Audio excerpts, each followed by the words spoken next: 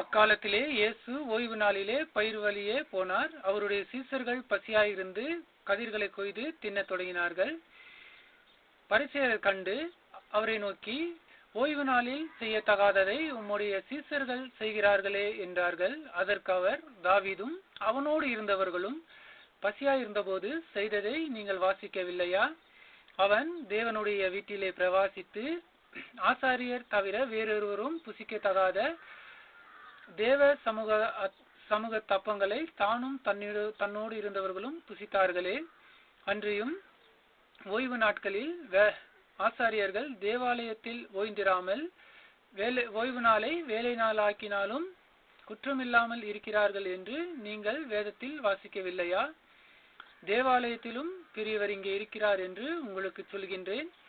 பலி அல்ல, இரக்கத்தையே விரும்புகிறேன் என்பதின் கருத்து இன்னதென்று அறிந்தீர்களானால் குற்றமில்லாதவர்களை நீங்கள் குற்றவாளியாக்க மாட்டீர்கள். மனுஷகுமாரன் ஓய்வு நாளுக்கும் ஆண்டவராய் இருக்கிறார் என்றார். அவர் அவ்விடம் விட்டு போய் அவருடைய ஜபாலயத்திலே பிரவாசித்தார். அங்கே சூம்பின கையுடைய மனுஷன் ஒருவன் இருந்தான். அப்பொழுது அவர் மேல் குற்றம் சுமத்தும்படிக்கு ஓய்வு நாளில் சொஸ்தமாக்கிறது நியாயமா என்று கேட்டார்கள். அதற்கு அவர், உங்களில் எந்த மனுஷனுக்காகிலும் ஒரு ஆடு இருந்து அது ஓய்வு நாளிலே குழியிலே விழுந்தால் அதை பிடித்து தூக்கிவிட மாட்டானோ? ஆட்டை பார்க்கிலும் மனுஷன் எவ்வளவோ விசேஷித்திருக்கிறான். அதனால் ஓய்வு நாளில் நன்மை செய்வது நியாயம்தான் என்றார். அப்பொழுது நியாயம்தான் என்றார். அவர் அந்த மனுஷனை நோக்கி, உன் கையை நீட்டு என்றார். அவன் நீட்டினான். அது மறு கையை போல சொஸ்தமாயிற்று. அப்பொழுது பரிசேயர் வெளியே போய் அவரை கொலை செய்யும்படி அவருக்கு விரோதமாக ஆலோசனை பண்ணினார்கள். இயேசு அதை அறிந்து அவ்விடம் விட்டு விலகி போனார். ஜனங்கள் எல்லோரும் அவருக்கு பின் சென்றார்கள். அவர் அவர்கள் எல்லோரையும் சொஸ்தமாக்கி தம்மை பிரசித்தம் பண்ணாதபடிக்கு கண்டிப்பாய் அவர்களுக்கு கட்டளையிட்டார். ஏசாயு தீர்க்கதரிசி உரைத்தது நிறைவேறும்படி இப்படி நடந்தது. அவன் உரைத்ததாவது, இதோ நான் தெரிந்து கொண்ட என்னுடைய தாசன், என் ஆத்துமாவுக்கு பிரியமாய் இருக்கிற என்னுடைய நேசன். நான் என் ஆவியை அவர் மேல் அமர பண்ணுவேன். அவர் புறஜாதியர்களுக்கு நியாயத்தை அறிவிப்பார். வாக்குவாதம் செய்யவும் மாட்டார், கூக்குரல் இடவும் மாட்டார். அவருடைய சத்தத்தை ஒருவனும் வீதிகளில் கேட்பதில்லை. அவர் நியாயத்திற்கு ஜெயம் கிடைக்கிற வரைக்கும் நெறிந்த நாளை முறிக்காமலும் மங்கியேறிய திரியை அணைக்காமலும் இருப்பார். அவருடைய நாமத்தின் மேல் புறஜாதிகள் நம்பிக்கையாய் இருப்பார்கள் என்பதே. அப்பொழுது பிசாசு பிடித்த குருட்டும் ஊமையுமான ஒருவன் அவரிடத்தில் கொண்டு வரப்பட்டான். குருட்டும் ஊமையுமானவன் பார்க்கவும் பேசவும் தக்கதாக அவனை சொஸ்தமாக்கினார். ஜனங்கள் எல்லோரும் ஆச்சரியப்பட்டு, தாவீதின் குமாரன் இவர்தானோ என்றார்கள். பரிசேயர் அதை கேட்டு, இவன் பிசாசின் தலைவனாகிய பெயேசேபூலினாலே பிசாசுகளை துரத்துகிறானே அல்லாமல் வேறல்ல என்றார்கள்.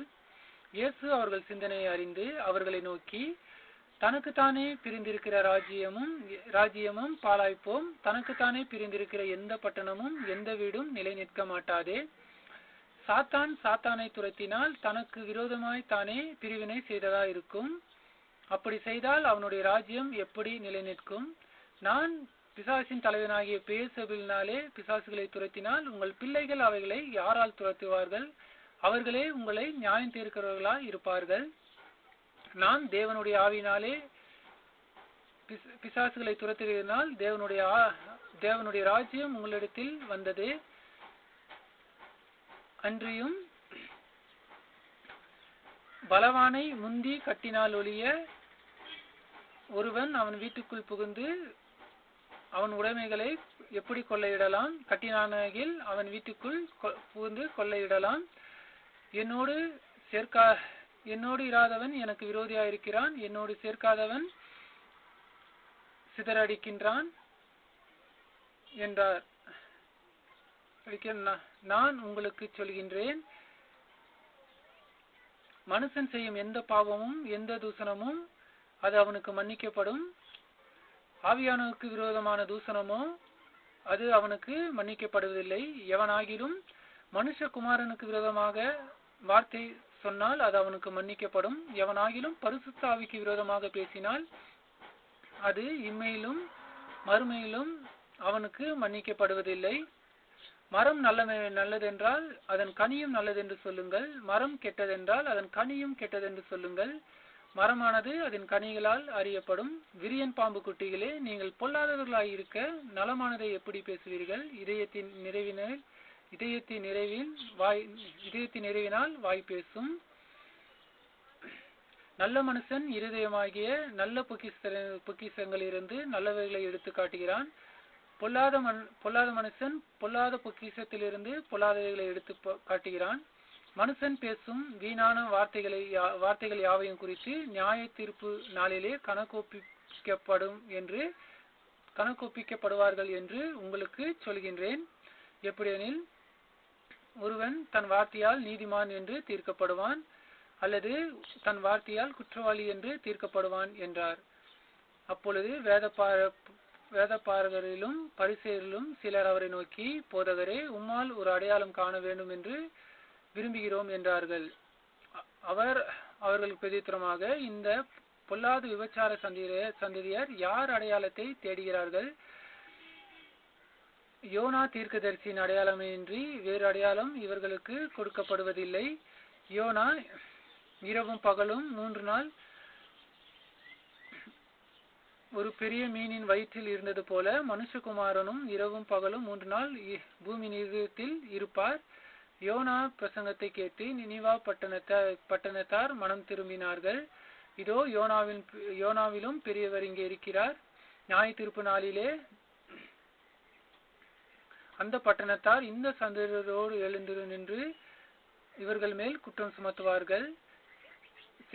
தென் தேசத்து ராஜஸ்ரீ பூமியின் எல்லைகளிலிருந்து சாலமோன் ஞானத்தை கேட்க வந்தால், இதோ சாலமோனிலும் பெரியவர் இங்கே இருக்கிறார். நியாய தீர்ப்பு நாளிலே அந்த ராஜஸ்ரீ இந்த சந்ததியரோடு எழுந்து நின்று இவர்கள் மேல் குற்றம் சுமத்துவாள்.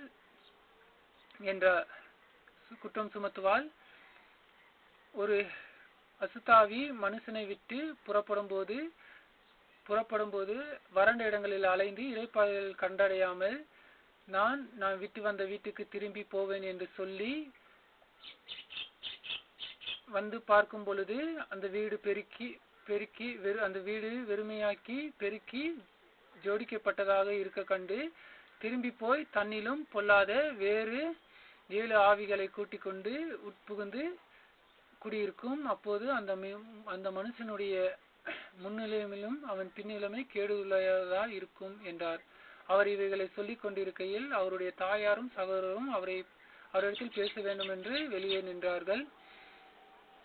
அப்பொழுது ஒருவன் அவரை நோக்கி, இதோ உம்முடைய தாயாரும் உம்முடைய சகோதரரும் உம்மிடத்தில் பேச வேண்டும் என்று வெளியே நிற்கிறார்கள் என்றான்.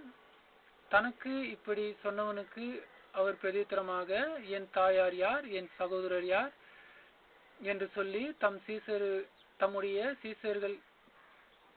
சீசர்களுக்கு நேரே கையை நீட்டி, இதோ என் தாயும் என் சகோதரரும் இவர்களே, பரலோகத்தில் இருக்கிற என் பிதாவின் சித்தத்தின்படி செய்கிறவன் எவனும் அவனே எனக்கு சகோதரனும் சகோதரியும் தாயுமாய் இருக்கிறான் என்றார்.